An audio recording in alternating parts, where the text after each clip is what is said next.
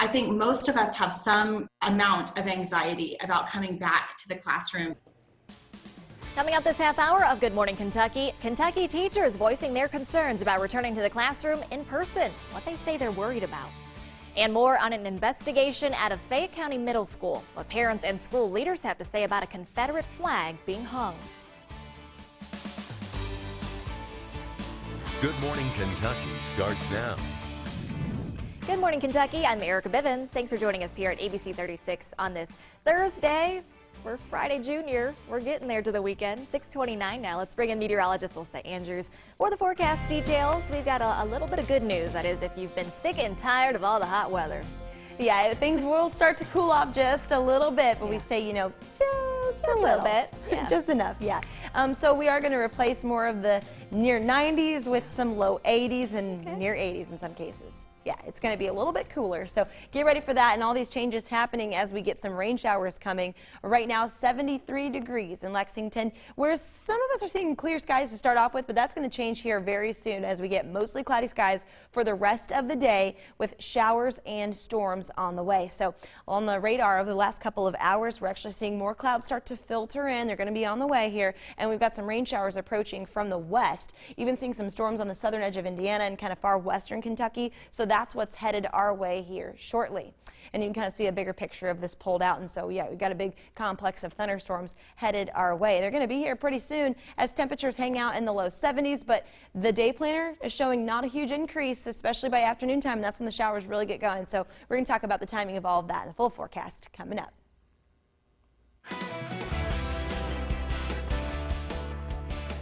All right, thanks, Alyssa. In our top story this morning, an investigation is underway at a Lexington middle school after someone raised a Confederate flag on Bryan Station Middle School's flagpole yesterday morning.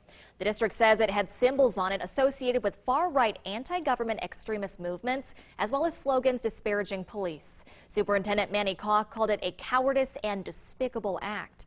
Aaron Frazier has a 12-year-old daughter who goes to the school. He says he was shocked and angry when he found out the flag was raised. Despite that, he says it's important to use this to teach his kids that racism still exists. Even though we're dealing with a global pandemic, you still have local things that you still have to deal with. Unfortunately, racism is one of them. The Fayette County School District's police department is now investigating. An old program could be to blame for a second security breach in Kentucky's unemployment system. The state labor cabinet says the most recent breach was discovered Tuesday. It says someone filing for unemployment benefits saw another person's information while looking over his own unemployment application. This is the second time the system has been breached in the last 3 months. The last breach took place in April. The governor says the state has to patch the vulnerabilities in the system. Just like with the first data breach, absolutely no one to our knowledge has been financially harmed whatsoever.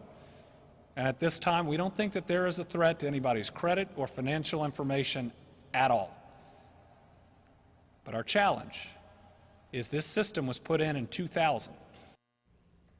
According to the governor, the Office of Technology Services is investigating, and additional techs have been called in to help find and fix the problem.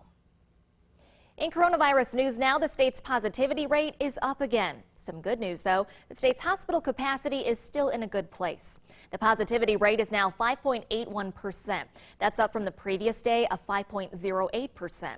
More than 28,700 people have tested positive for the virus. Jefferson, Fayette, and Warren counties hold the top 3 spots for most reported cases overall and from yesterday. Right now, 571 people are hospitalized with the virus. 112 are in the ICU. The total number of people who have now died from the virus in the state, 724.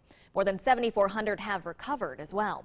The governor says even with a high number of new cases, his mask mandate appears to be stabilizing the outbreak after a surge hit the state earlier this month. We're also learning there are more than 400 coronavirus cases in Kentucky prisons. There are currently 379 active inmate cases and 53 active staff cases. State officials say since the pandemic began, 432 inmates and 69 staffers have recovered. 8 inmates have died.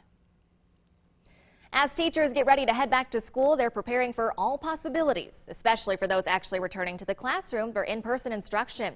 Some teachers in Kentucky tell us they're worried about their health, their families, and their students. They feel they won't be able to keep students 6 feet apart with the size of their classrooms and are also worried kids will not keep their masks on.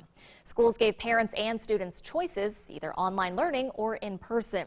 Teachers, though, say they were not given a choice. They're worried about the workload as well. Lots of unpaid hours are going into this, and I know it's not popular for teachers to mention, you know, I did this for free, I did this on my own time, but we're people too.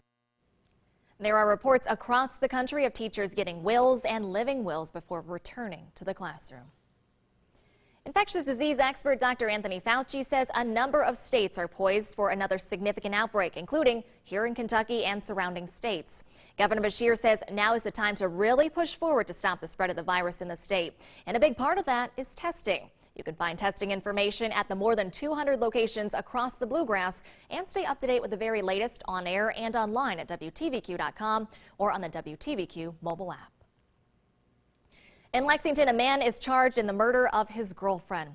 Police arrested James Aubrey Monday night. Police say he killed his girlfriend after attacking her at a home on Warwick Court. Police have identified the woman killed as 57-year-old Karen Ray Greenup from Georgetown. And two men involved in a disturbing animal abuse case in Laurel County will face trial in November. Noah Blevins and Toby Harrison are charged with the torture and death of a stray dog last year. Video of a 17-year-old punching a dog began circulating on social media. Authorities say another person charged in the case, David Griffith, is shooting the video. The dog was later found dead with several stab wounds to its body. Blevins and Harrison are scheduled to go to trial on November 4th. That's according to the Times-Tribune newspaper. A warrant has been issued for a former coach in Russell County. Hunter Lovell is facing charges of sex crimes against a student. According to the Attorney General's office, they come after an investigation last year. Authorities say Lovell engaged in sexual intercourse with a student repeatedly over a 2-month period. He was indicted on the charges yesterday.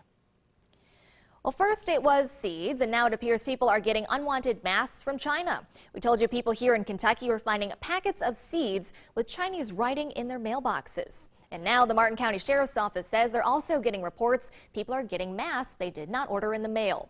The sheriff says it appears the masks were sent from China.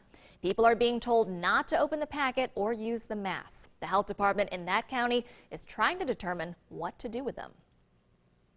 We've got 6:36 on the clock now. Your time is running out to put your name in the hat for the St. Jude Dream Home and the featured prize. That prize could help you fill the pantry of your new home as well. More on deadlines, prizes, and a look at this year's St. Jude Dream Home coming up a little later. And if you've tested positive for coronavirus, you could help save another person's life. Hear from one man who is now able to share the story of his battle with the virus, all thanks to a plasma donation. That's next on Good Morning Kentucky. But first, here's our first look at what's coming up today on Good Morning America.